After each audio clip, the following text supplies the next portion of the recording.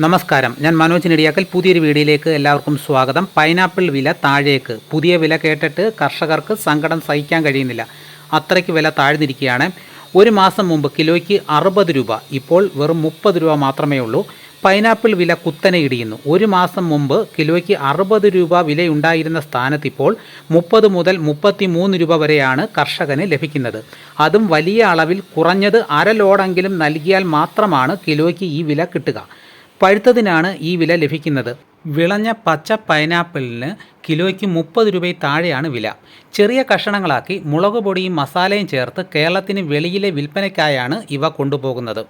1 ഏക്കറിന് വിളവെടുപ്പ് വരെ 4 ലക്ഷം രൂപ കർഷകന് ചിലവാകും.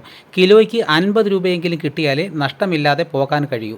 സ്ഥലം പാട്ടത്തിനടുത്താണ് ചെറുകിട കർഷകർ പലരും കൃഷി ചെയ്യുന്നത്.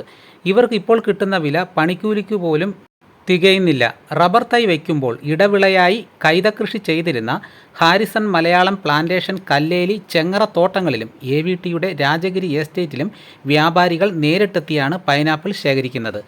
എന്നാൽ യുദ്ധം നടക്കുന്നതിനാൽ ഗൾഫിലേക്കുള്ള കയറ്റുമതിയിൽ വന്ന ഇടിവ് വ്യാപാരികളെയും ബാധിച്ചു.